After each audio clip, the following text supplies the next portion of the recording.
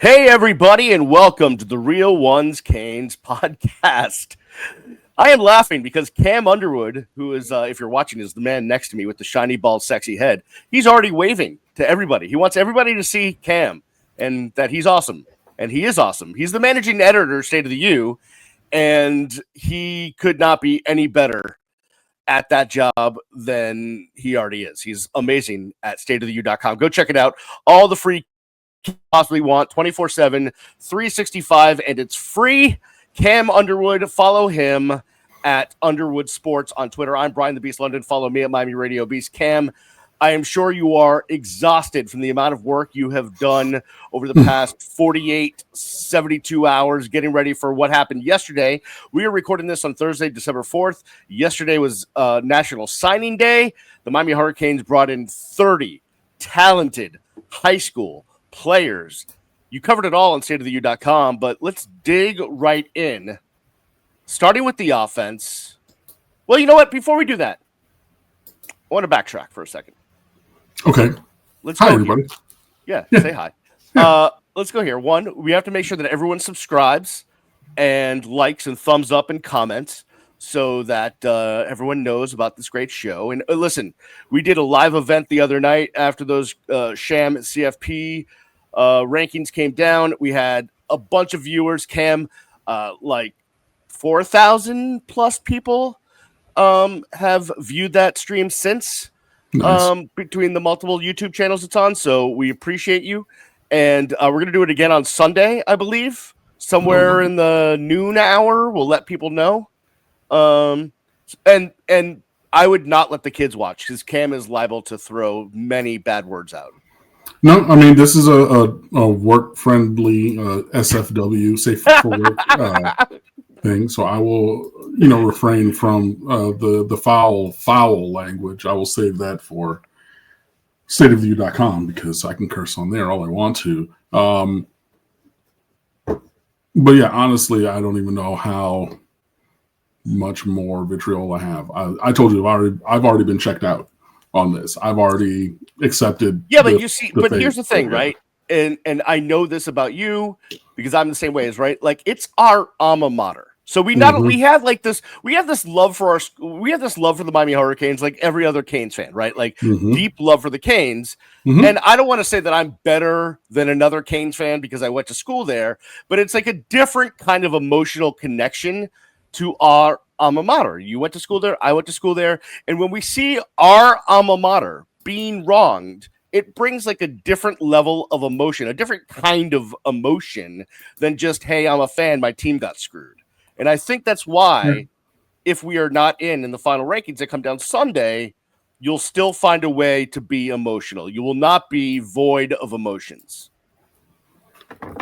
Yeah, you're probably right. But I mean, the majority of the bad emotions have already gone through. But I mean, hey, it'll still be interesting for everybody one way or another. And hey, maybe I'm wrong. And maybe the committee stops their coordinated corrupt campaign against the Hurricanes and puts us in the playoff. That would be wonderful. That would be a very different emotion.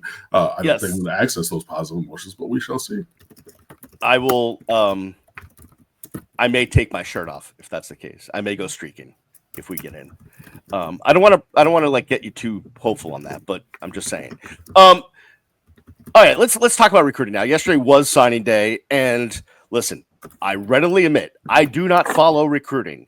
Sure, like I'll read some stories. Like if a video comes up on my timeline, I'll watch it. Certainly, like I've watched some interviews with Jackson Cantwell and some of the other guys, but I'm not Recruitnik. I certainly don't put the time and effort in that you do or a bunch of other people that cover the Canes. So let's start the 35,000-foot view. How did Miami do yesterday as far as signing day goes? Miami did very well. Miami, for the fourth consecutive year, top 10 class. Or sorry, third year out of four. I think last year was 13. The fourth year in a row with the highest ranked class in the ACC by far. The most talented roster in the ACC by far. And I think that they addressed all of the current issues in the wonderful world of recruiting.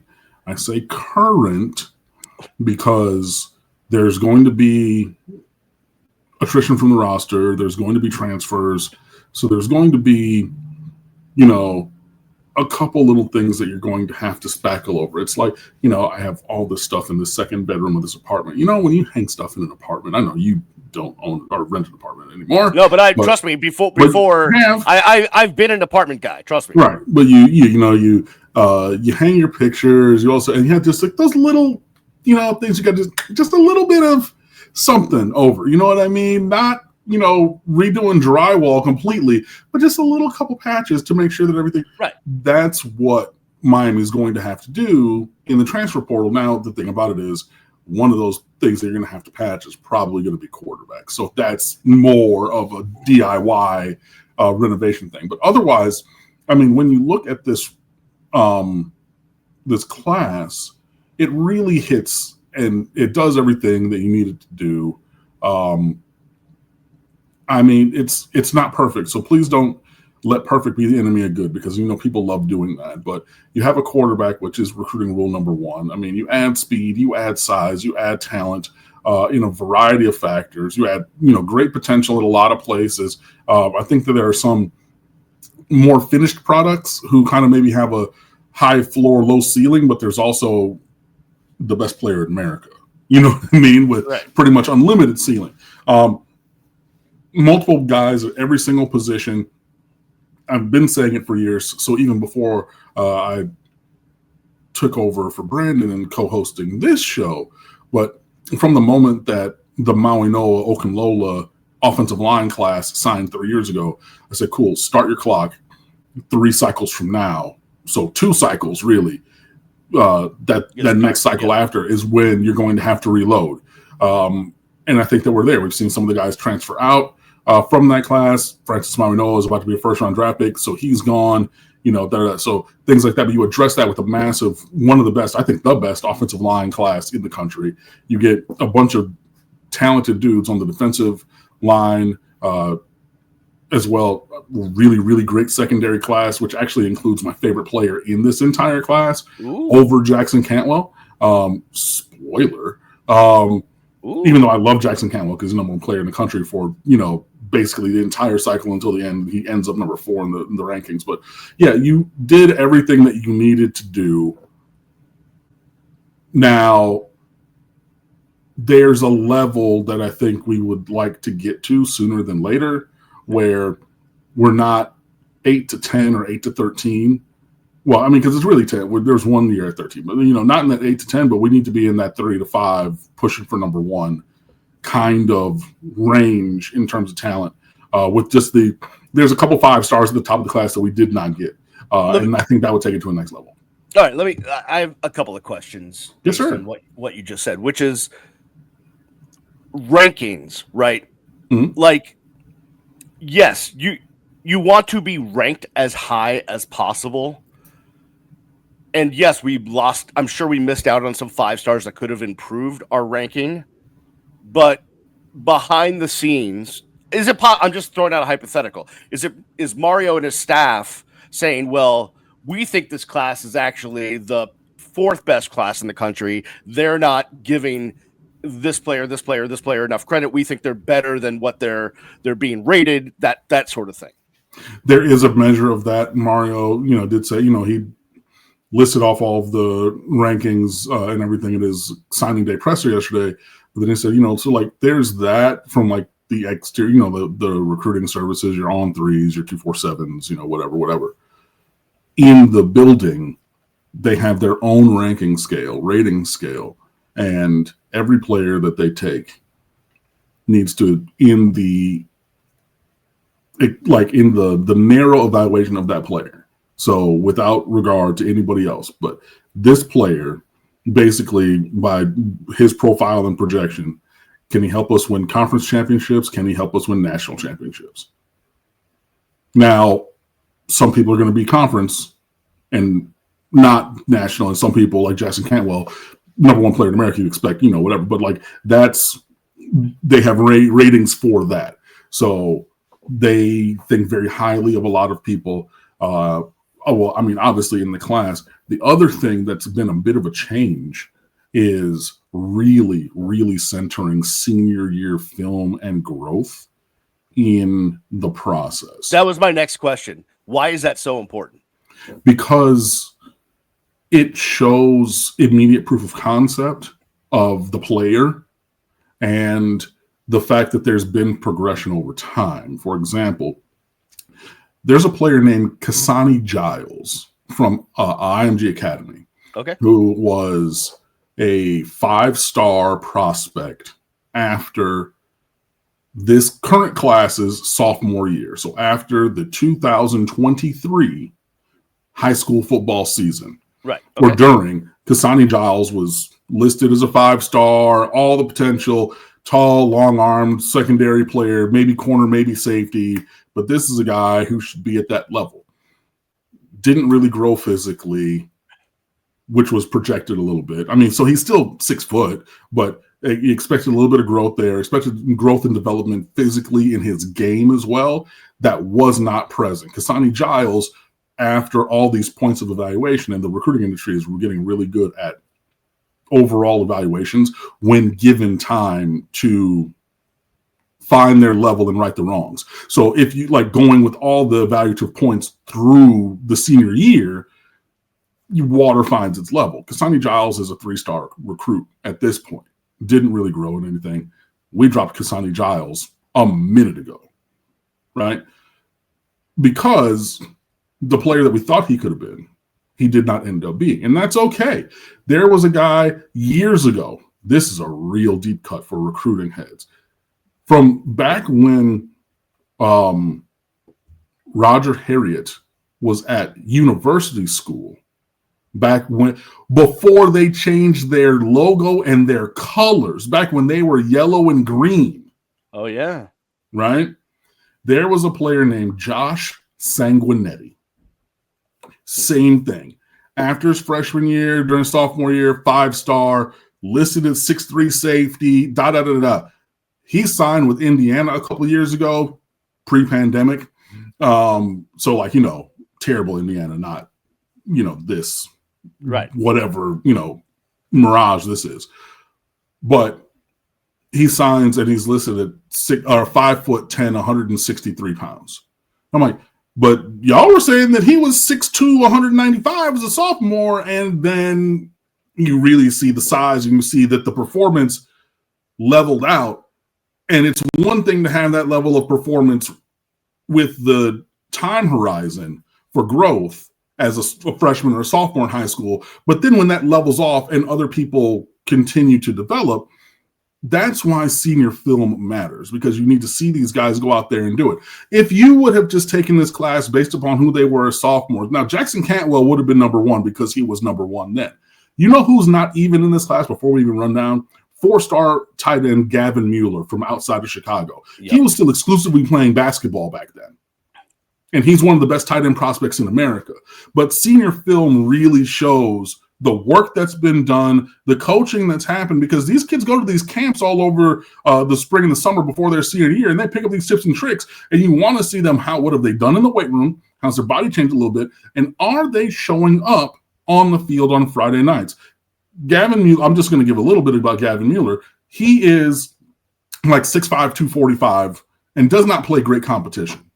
He played quarterback, running back, wide receiver, tight end.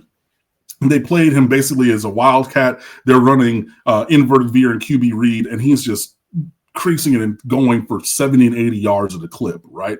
He looks like a superhero in comparison to his competition level at that, that level outside of Chicago. The thing about it is, if you're a blue chip prospect of his size and athletic caliber, you would expect him to look like a superhero. Right. And that actually matches up. So when you get all those things together, then you can see, okay, yeah, this is what really matters, because that's also the most complete player, the complete version of that player that you're going to get on your roster. Not the one that you see in the spring after their sophomore year, but what they put on the field as a senior, that's most closely analogous to where their starting point is going to be when they get here. And that's why that matters. All right, this is going to be a special thing.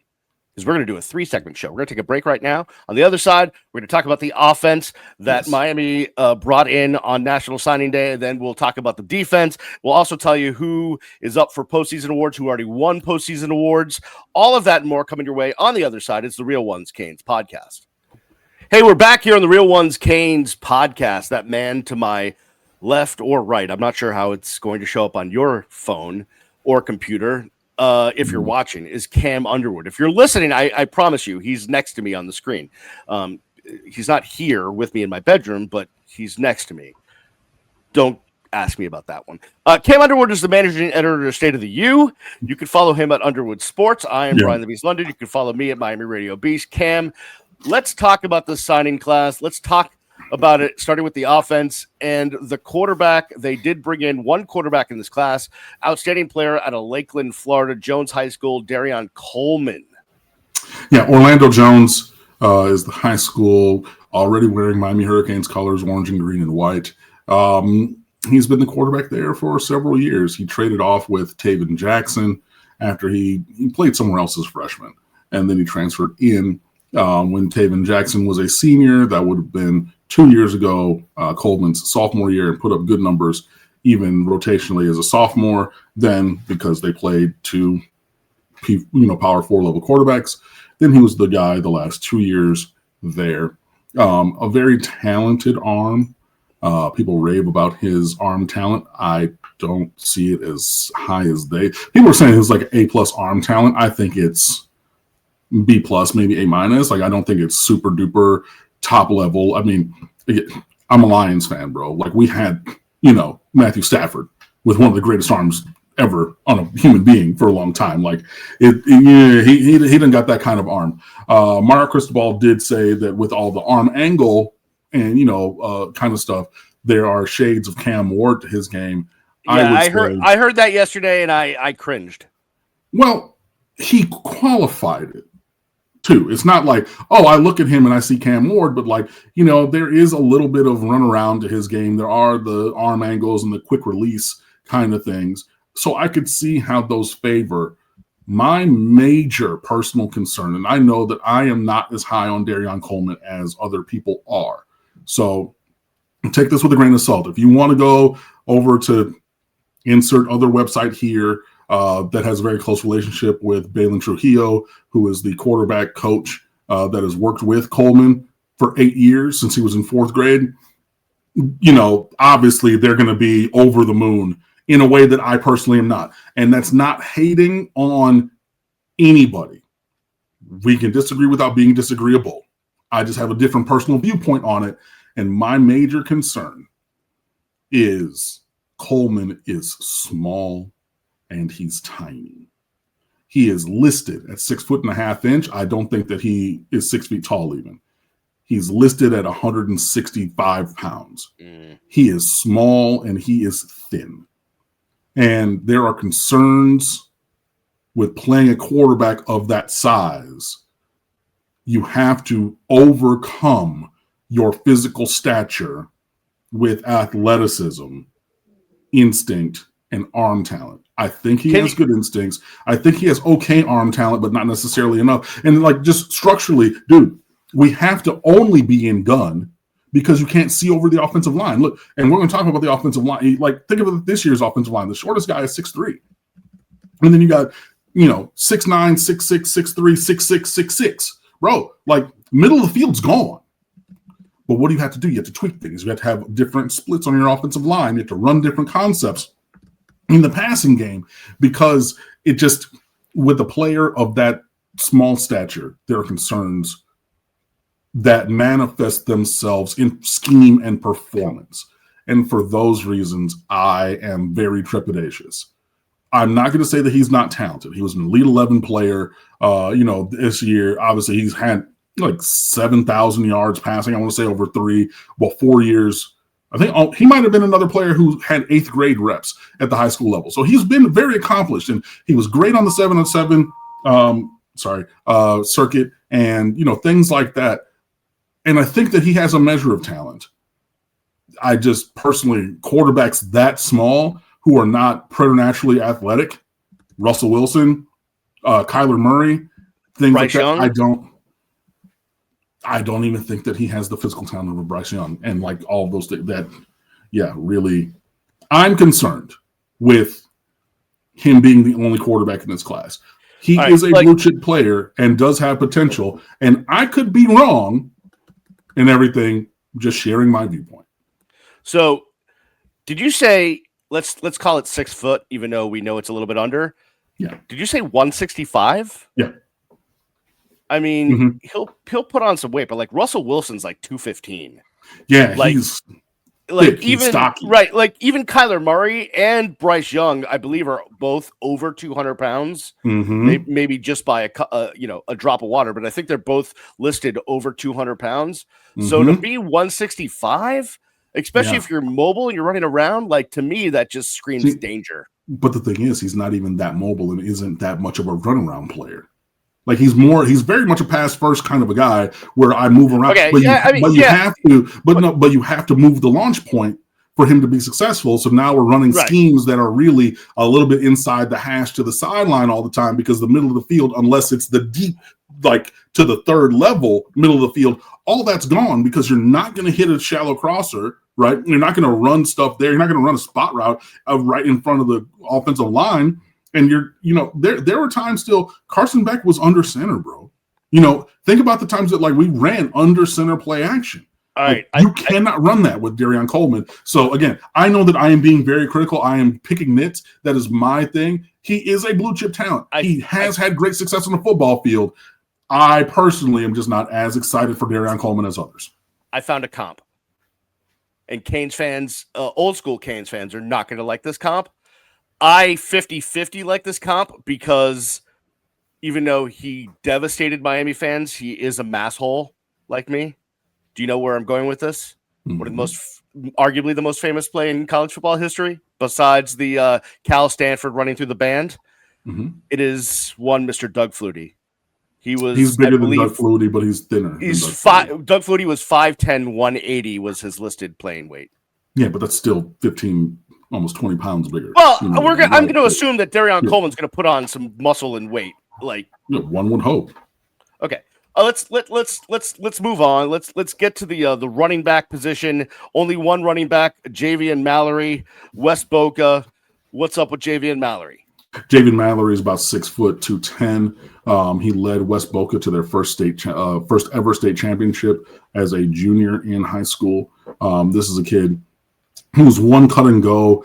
He's big. He's quick in short areas. He did have a couple long touchdowns, but you're not going to see him as a burner or anything. Like you're not going to think that he's Gerard Pringle in terms of speed. He definitely fits what we want to do from a physical standpoint, also a skill set standpoint. From his physical build and the way that he runs the ball. So like the way that he moves on the field, okay, he favors a post-ACL Frank Gore. So not the Frank Gore who first showed up as a freshman, who was, a little bit smaller and, took, 43 blast up the middle for 90 yards, in the fourth quarter games because he was faster than everybody else too. But think of junior Frank Gore had an ACL already, but he had the, big legs, strong build, stocky, and just how he ran and moved on the field in college and then going into the league. That style is resembled with Javian Mallory, another blue chip player, and a good get. He's definitely your more traditional workhorse kind of a back. I would say he can bust a 20 or 30 yarder every now and then, but there was a play, I think it was the first or second game of his senior year. I think he had 98 or 99 yard touchdown, shook a guy in a phone booth right at the line, and then took that. You're not going to get that kind of long speed from him because at high school, yeah, but in college, he's average plus in terms of speed. But that's okay. He can be a very, very good player without having elite top-end speed, and I think that he's a good addition to the running back room. Excuse me. Yeah, and we'll see who comes back from that room and what Miami might have to do in the portal to replace anyone that might leave. All right, let's look at the tight ends. You already brought up Gavin Mueller from just outside of Chicago. Let's talk about the other tight end, Israel Briggs from Clovis, California, which is in the Central Valley near Fresno. What do we know about Israel Briggs? Yeah, Briggs is a slash player at the high school level. He's like your big wide receiver who's going to be moving inside, a track athlete as well. Actually, kind of an inspiring story. This is a kid who, for the majority of high school, was actually, what do they call it? A displaced local resident, so without a permanent residence and everything. And so he's had to deal with that and, still getting to school, still playing and everything, and also caring for his father who has Parkinson's. Who actually showed up and was there with him on his signing day ceremony. So, very inspiring story for him and everything. And he's somebody who said, I'm not opposed to, going away from home or whatever, because I haven't had a home, I had to grow up at a young age. So a very inspiring story, but also a very impactful player. They ran him on kick and punt returns. You're running, bubble and tunnel screens for him as, a 6'6", 205-pound receiver, but he's going to kick inside to tight end. We're going to see how much blocking they ask him to do. He's probably going to need a mango season to add size to his frame, but he's definitely that movement tight end, that seam option at, a legit, 6'6", going up the seams of the opposing defense. That's where he can really have an impact. And I think that, if he's able to add size over time and block, even reasonably, in the C gaps and, on the outside, I think that he can be a very good player. But he's another blue chip player. He's a top 150 player in America. So, don't get it twisted. This is a very, very, very talented player. So you add him and then Mueller, who has that size, but more of a rounded game. Mueller, again, being a basketball player who's come over to football and played all over both sides of the ball. He also played defensive end and linebacker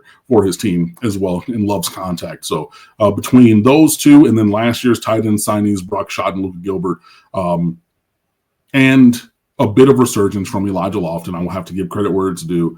He probably has been battling some injuries, but he has come on late. And so with those five probably coming back, I think the tight end room is in a very, very good spot, and I really like this duo.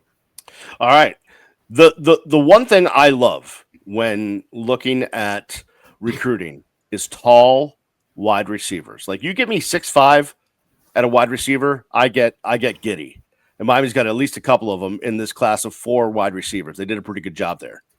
Yeah, wide receiver is a very strong group. This is, I want to say, easily the strongest collective group of receivers that we have signed under Mario Cristobal. I said group because I know everybody's going to say, Cam, Malachi Tony, group.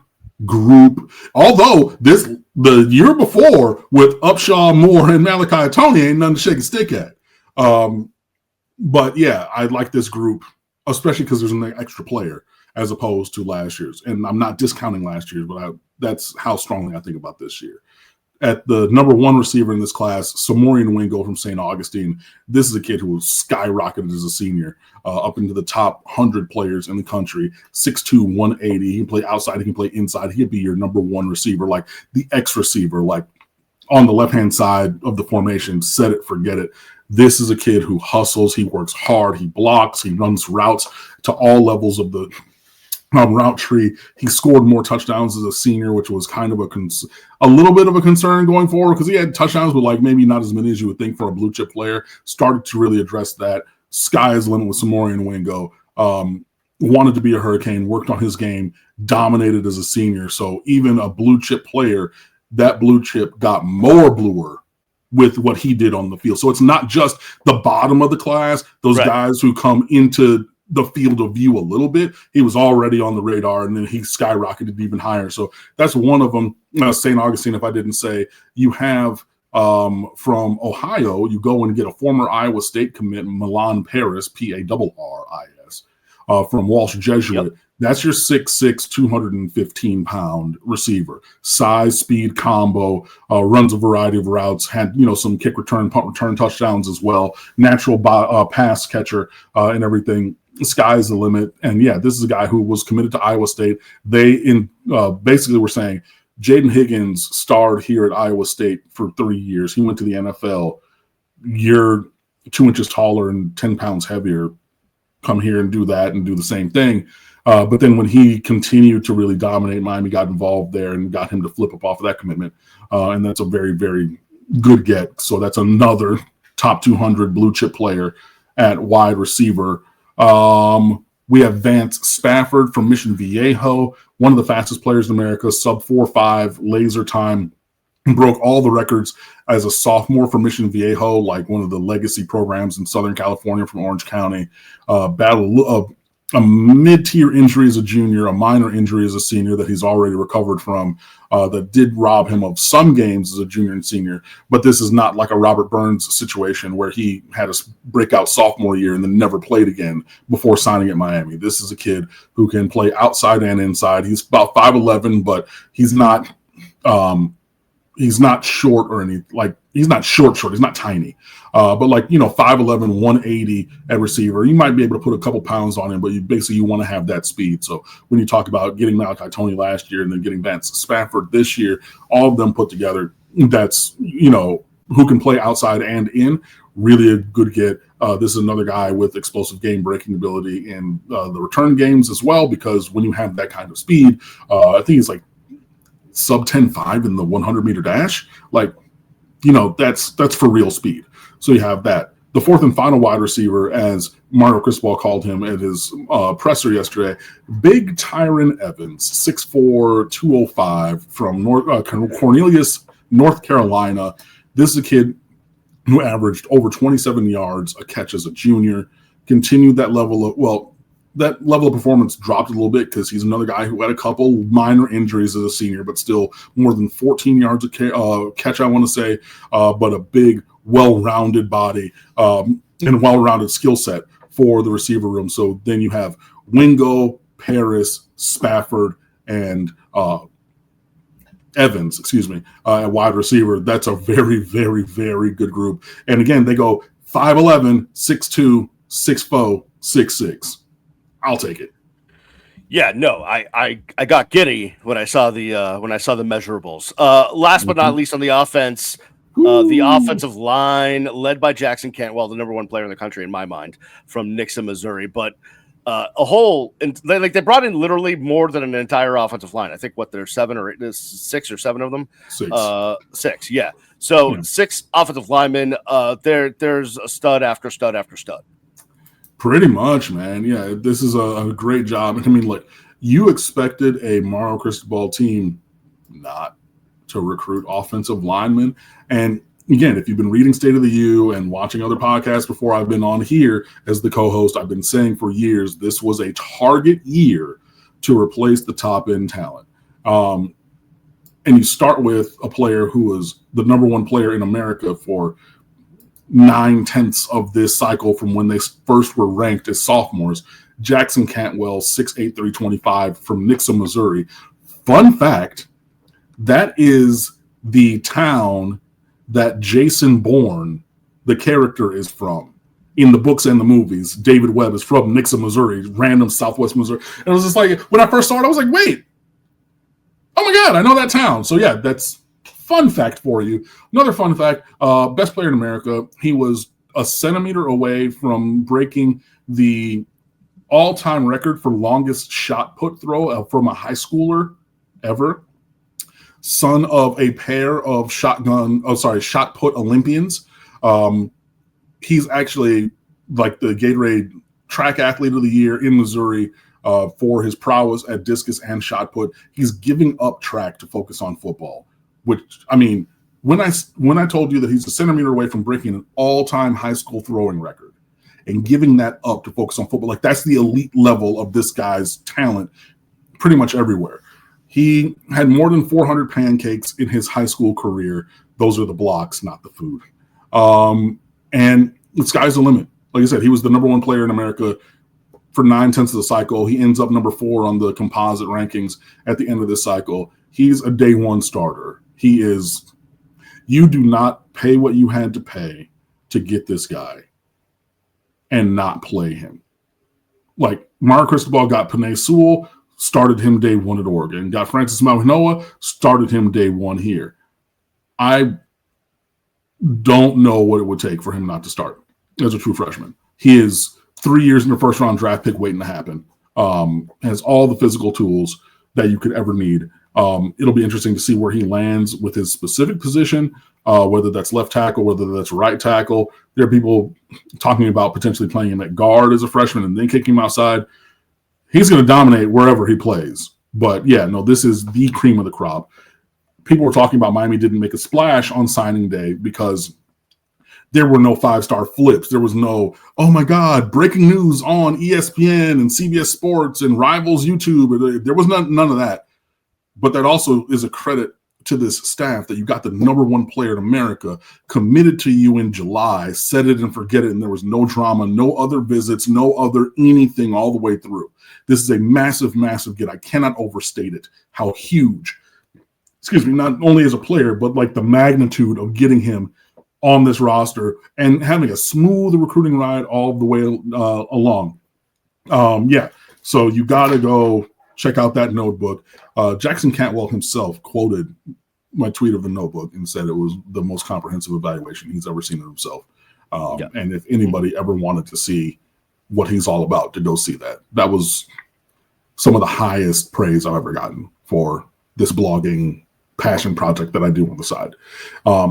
And I'm very humbled and grateful because I really put a lot into this. I mean, like 30 notebooks. Like if you think that I just started these last week, you're sick. 30 notebooks takes a while.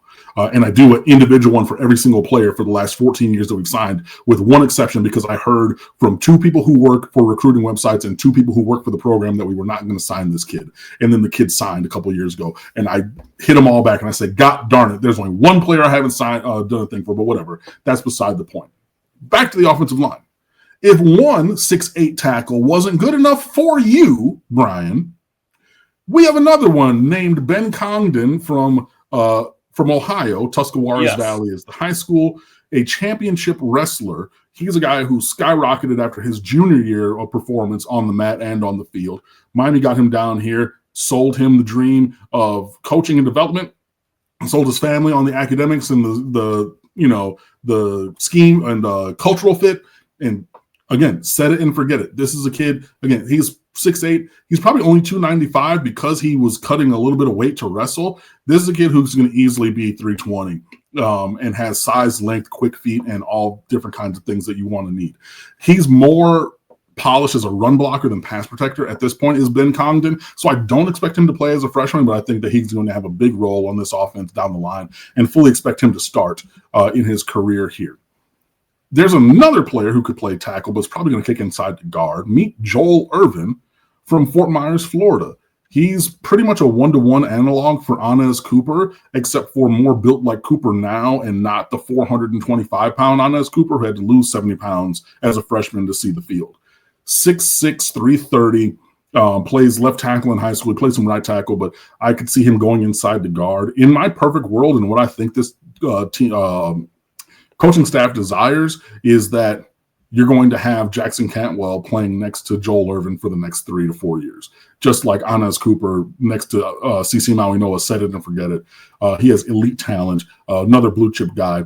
He can pass protect, but he's much better as a run blocker and has elite size. So you have that. So those are your first 3 offensive line signees. On top of that, you have Cannon Pickett, who is the brother of Booker Pickett Jr., who plays defensive end here, and son of Booker Pickett Sr., who played defensive end here previously at the University of Miami. So a double legacy with his brother and his father.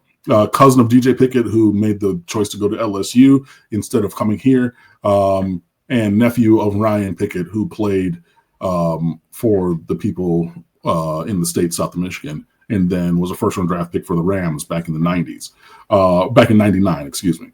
A family legacy football player, plays tackle at Tampa Tech, but he's going to scoot inside to guard, 6'4", 320.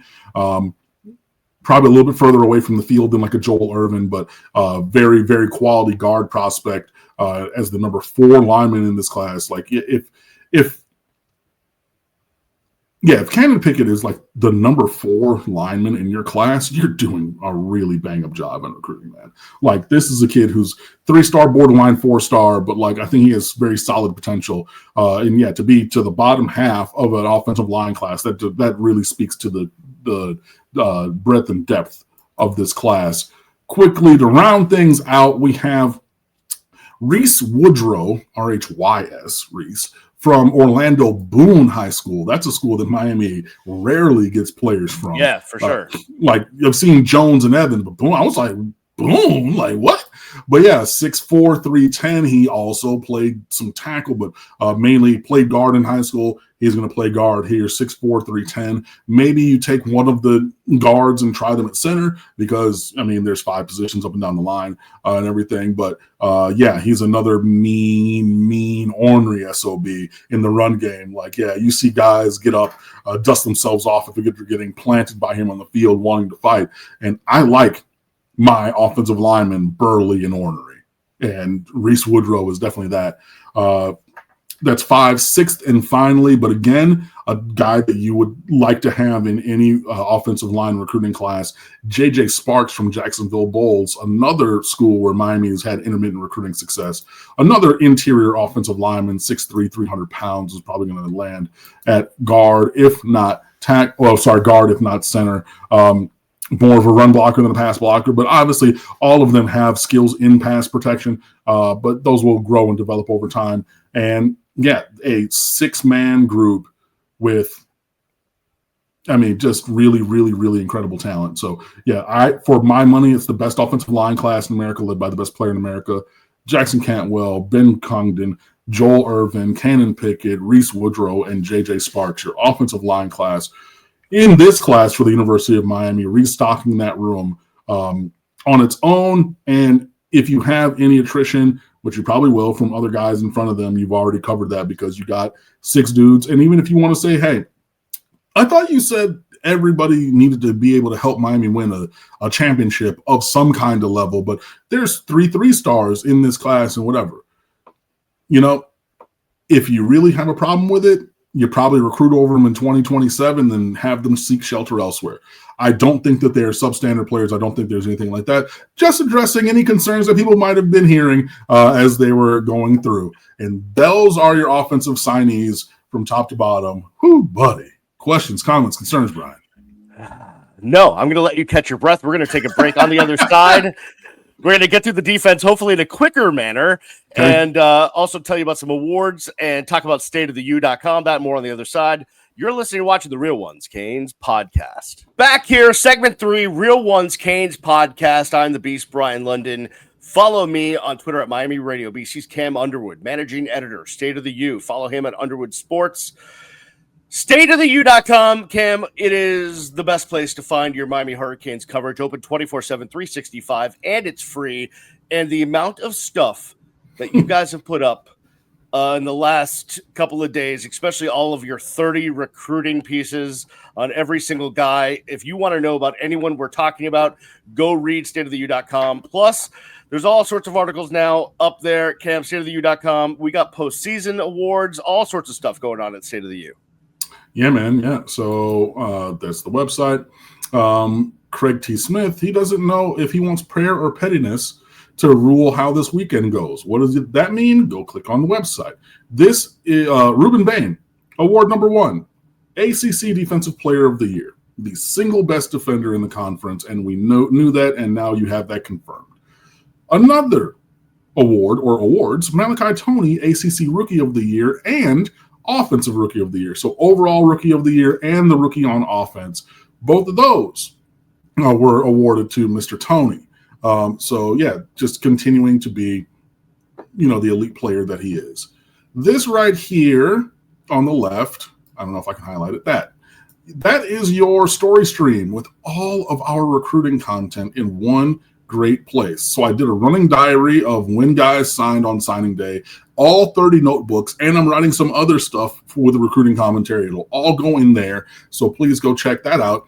And then in order of when they officially signed, except for one, because I had to go tweak something for one player, a defensive player, are the notebooks. So you see, boom, boom, boom. And it goes on recruiting rules, I pin that, and on and on and on and on. So yeah, please come fan with us over State of the U. They're all there, an individual bespoke notebook about each and every individual player. Nobody else is doing that. Nobody else has done that kind of stuff. But before we move on, I want to talk about all ACC selections because Miami led the conference in those. And I'm actually going to go into the piece to show you. First team, wide receiver Malachi Toney, Jacobs Award winner, Francis Mauigoa. That's the award given to the best blocker in the ACC. Yep.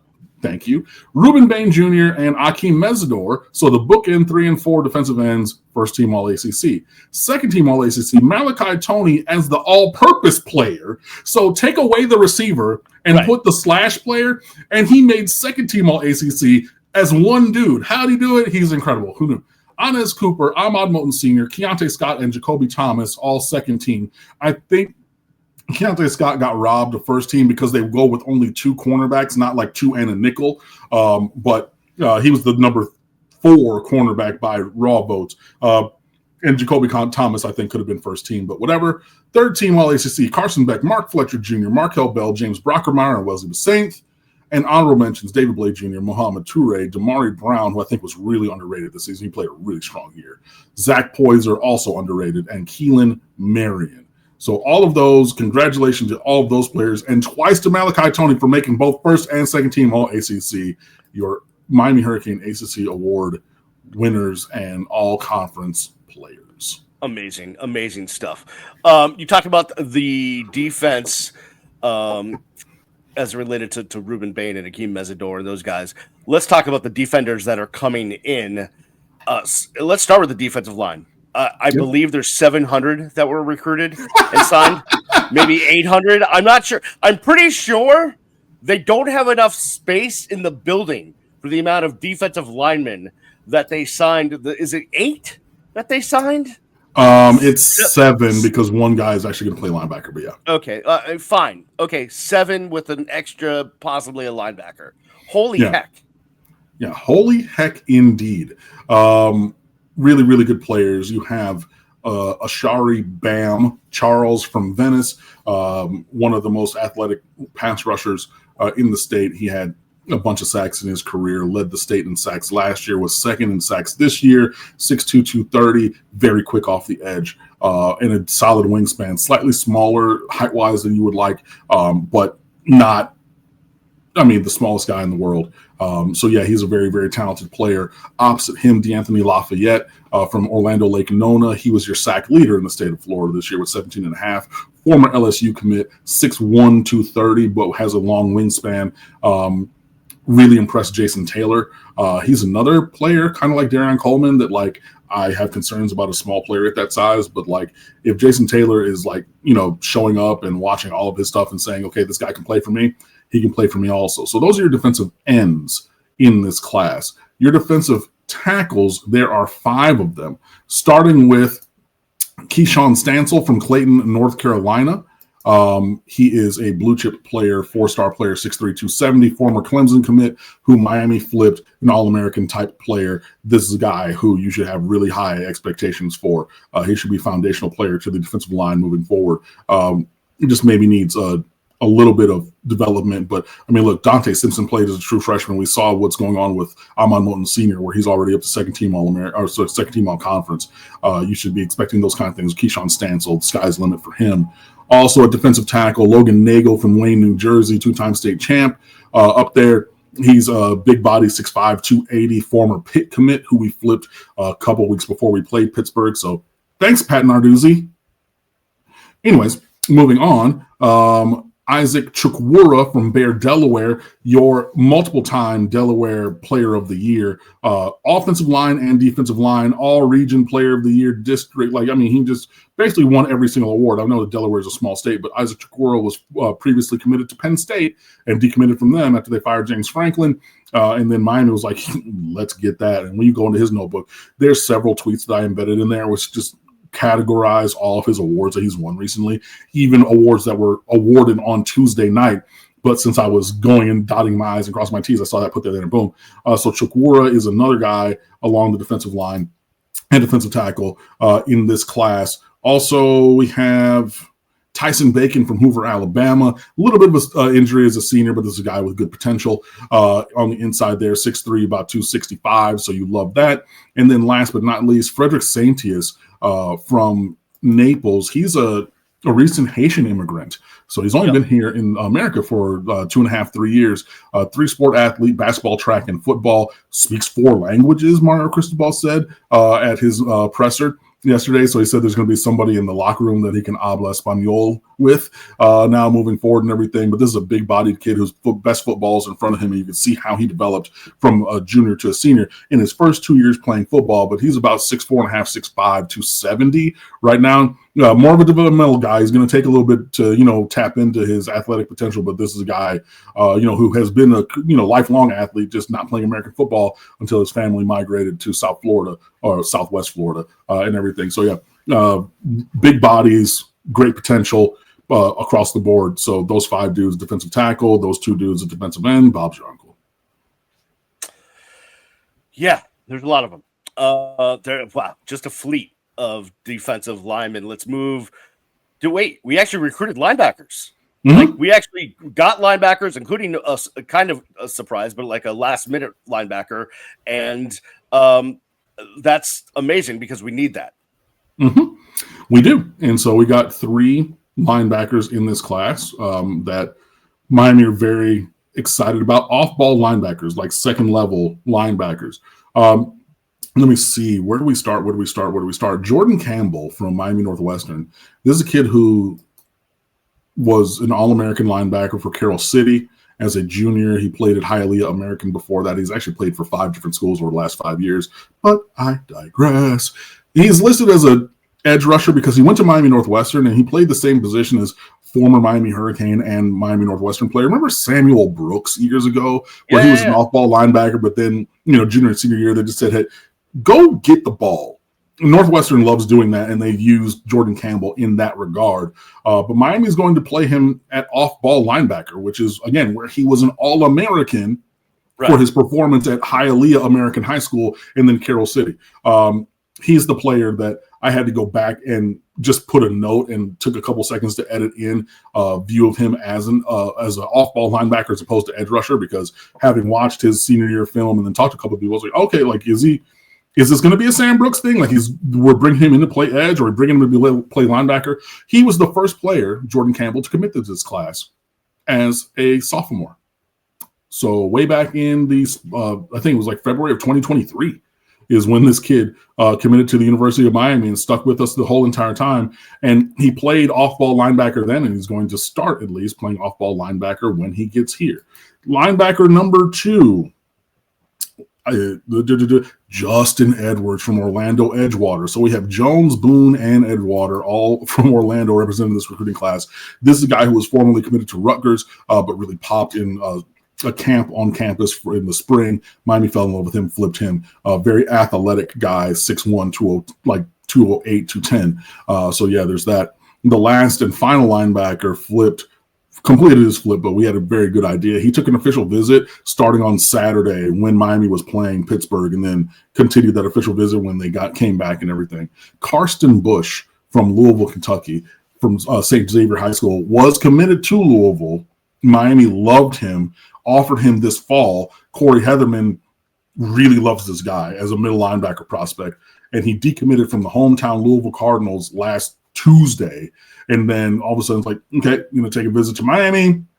And then, yeah, it was pretty much foregone conclusion. 6'3", like 230. Like, honestly, when I watched the film, think a young Muhammad Toure before the ACL injuries from a physical standpoint. I mean, like, that kind of like, he should be the signal calling middle linebacker of this team like that. And again, another blue chip player, 4-star recruit. So, yeah, and I hate Louisville. So going into Louisville to get a player who was committed to Louisville, like, come on. Like, there's few things that get better than that for me. All right, let's look at the defensive backfield. I think it's 3 corners, 2 safeties, and a legacy player is in the bunch. Indeed. We'll start there. Actually, no, we won't, because Mario Cristobal said he didn't want to have people think that we recruited the player because of his last name, because Cristobal himself hated that when people said that because Cristobal's older brother was already on the Hurricanes when he was being recruited. So we're not going to do that. We're going to evaluate everybody on their own merits. And when you hear the name, you will know who the legacy player is. Number one, J.J. Dunnigan from Manhattan, Kansas. His father previously played 1 year at Purdue in '99, transferred to K-State, and then finished up there. Was committed to Kansas. And so he's from Manhattan, Kansas, which is where K-State is. They did not recruit him. He was committed to the University of Kansas and was an All-American in last year's Under Armour All-American game. This kid's like 6'3", 205. Does it all, offense, defense, special teams. Led Manhattan, Kansas to the high school to their first ever state championship just last weekend. Had like 110 yards and 2 touchdowns receiving with like 5 tackles and some more stuff on defense as well.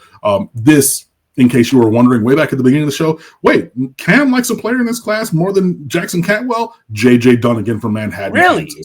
That is my favorite player in this class. He oozes swag. Like, he looks like Jacoby Thomas right now. Like, he's got that size. He caught a touchdown in the state championship game. He mossed a dude, turned, screamed in the dude's face. As he's celebrating, the dude does one of these kind of flops, doesn't even break stride, turns to the sideline and looks at the videographer and flexes over his prone body. Dog, I saw that play. That's the energy I need. Like, yeah, J.J. Dunnigan, I think the sky's the limit for this kid. Like, this is my favorite recruit in this class, bar none. I love this player. I can't wait to have him on this team. Oh, my God. And, like, him as the hammer and Bryce Fitzgerald covering the 2/3 of the earth that's, or the third of the earth that's not water in the secondary in like a year or two. Oh, boy. Yeah, no, J.J. Dunnigan, my favorite player in this class. That was the digression. I apologize. Jalen Seatbelt Waters, what a great nickname, from Sefner Armwood, the long 6'1", 6'2", 180 corner of the build that Miami has not really gotten often in high school recruiting. Yeah, we got Ethan O'Connor in the transfer portal this year, but like that elite cover corner build we have not gotten often. But then you go to Armwood again. So this is a year after we got Kellen Wiley, the 6'4", 230 linebacker, and Gerard Pringle Jr., your new starting running back from Sefner Armwood in the 25 class. We go back there again for Seatbelt Waters, who, by the way, was committed to Florida and Florida State previously in the cycle. So he sampled the wares of the minor two of the three major big three in Florida and lands with the best team. So he's another one. Another corner in this class from Charlotte Myers Park High School, Camden Portis. Yes, the son of Clinton Portis. Yeah. You do. That's your legacy player, but he is a player who's here on his own merits, exclusive of his last name. The last name part just kind of makes it great for us. He's more of your nickel corners, like 5'11 and a half, 185, 190 pounds, but another player who really showed great performance on the field, committed before or at the end of his junior year, and then took a step forward as a senior. So that's another corner in this class to go along with Waters. Cortez Ruddit. So in the last two, I believe, they are team. No, so Brody Jennings, from Jacksonville Mandarin. This is Bradley Jennings Jr.'s brother who previously played here. Bradley Jennings Sr. played at Florida State. Recently had just he passed away in the spring suddenly at a very young age. So, very challenging for that family. But the University of Miami continued to recruit him through that, troubling time, because he is part of our family from, with his brother. And just, we were already recruiting him and just continued that outreach and everything and whatnot. But, formally committed to the University of Michigan is Brody Jennings and everything. So he's a 6'1" corner with long arms also. One of the foundational players for Jacksonville Mandarin. They're, one of the premier teams in the northeast of Florida. He's coming down here as well. And the final two players in this recruiting class are teammates at Jonesboro High School. At safety, you have Cortez Redding, 4-star player. He was the regional defensive player of the year as a junior. He has 231 tackles in his last 2 years of high school. This kid, he makes his presence felt all over the place. I would say like Dunnigan is more of the ball hawk of the two, even though he's even bigger physically. But Cortez Redding, like whatever he hits, he destroys. So, enjoy that. And he also just, even if he's not blowing something up, he gets a guy on the ground, which, that's defense. You got to get dudes on the ground. And he's very well accomplished at that. Again, 231 tackles in the last 2 years. His teammate played quarterback, running back, wide receiver, tight end, kick returner, punt returner, linebacker, safety, and cornerback, and is the 2-time reigning Georgia Region Player of the Year for the region that they play in. His name is Jontavius Wyman. He's coming here to play cornerback at 6'1", 170, but he's, this is going to be an old reference because I'm a little older than maybe some people are watching. First base, Bugs Bunny. Second base, Bugs Bunny. Third base, Bugs Bunny. That's Jontavius Wyman, but he's the best player around.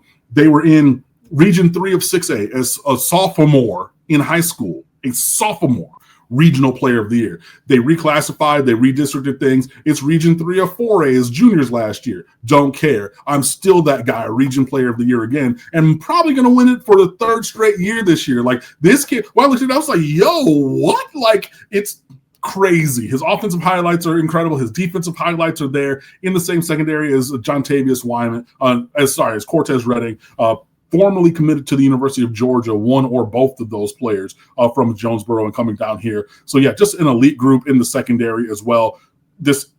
I really like this recruiting class. But, yeah, my favorite player, I love Jackson Cantwell, and I can't wait to see him start, especially just because the swag of how he plays.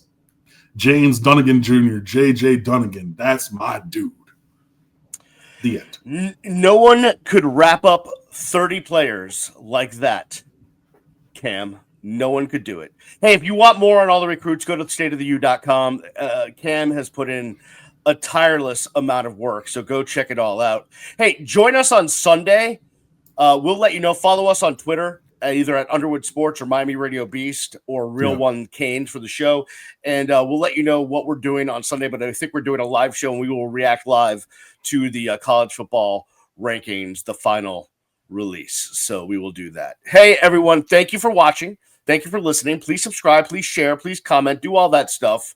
And we will see you next time right here on the Real Ones Canes podcast. Peace.